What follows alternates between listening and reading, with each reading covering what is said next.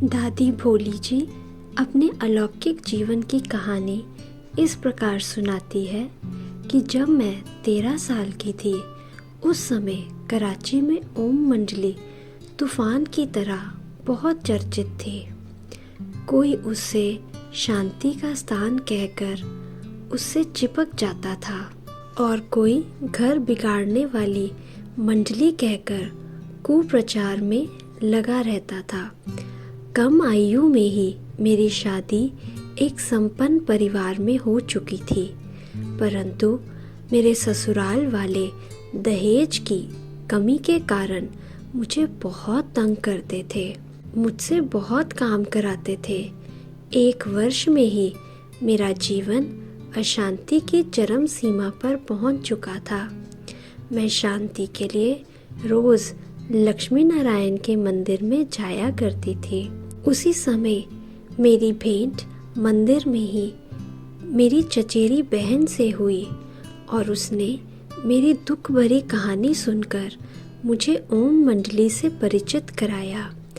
उन्होंने कहा कि वहाँ ओम राधे इतना सुंदर भजन गाती है जिससे मन शांति की तरंगों से ओत-प्रोत हो जाता है। मैं मम्मा का भजन सुनने वहाँ गई।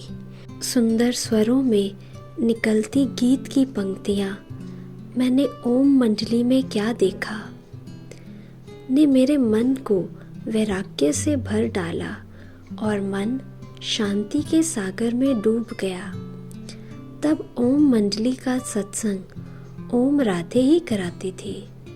मुझे ध्यानी बहन ने योग कराया तो बहुत चैन मिला और निर्णय कर लिया कि शेष जीवन की घड़ियां अब यहीं बीतेंगी। परंतु जैसे ही मेरे ससुराल वालों को मेरे इस ईश्वरीय आकर्षण का पता लगा तो वह मुझ पर कटु वचन के प्रहार करने लगे और बाबा के चरित्रों पर कलंक लगाने लगे।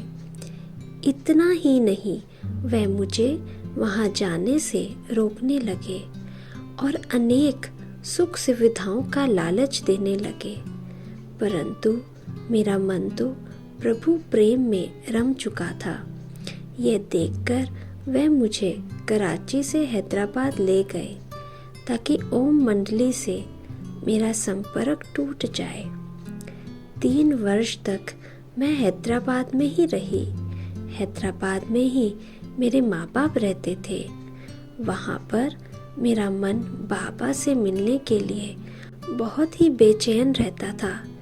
एक दिन जब घर के सभी लोग मंदिर गए हुए थे, मैं अपने माँ बाप के पास गई और अपनी दुख भरी कथा सुनाई। मेरी करुणा दशा पर मेरी माँ के नैन भर आए और उन्होंने मुझे धैर्य दिलाते हुए दोबारा वहाँ ना भेजने का आश्वासन दिया।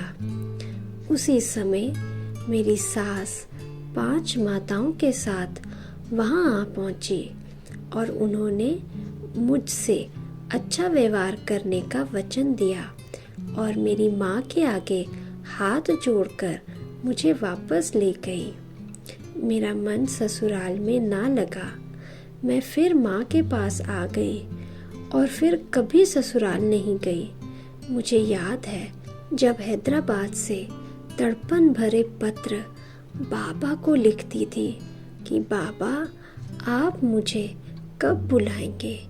मेरी इस नैया के खवैया तो आप ही है। अगर आप मुझे शरण नहीं देंगे तो मैं पानी बिना मछली की तरह मर जाऊंगी। तब बाबा के बहुत ही धैर्य और सांत्वना देने वाले पत्र मुझे मिलते थे। वह पत्र ही मेरे सहारे थे। एक रात 12 बजे की गाड़ी से मैं अपने माता पिता सहित बाबा के पास आई और रोते रोते बाबा से मिलते हुए मेरे मुख से यही शब्द निकलते थे, बाबा मैं कहाँ जाऊँ, मेरी रक्षा करो। बाबा मैं कहाँ जाऊँ, मेरी रक्षा करो। मेरे इस अलाप को सुनकर उस दया के सागर का कंठ करुणा से भर गया था और देखने वालों ने उसके नैनों में चमकते 2 मोती देखे थे, जिसमें मेरे भविष्य की तस्वीर थी।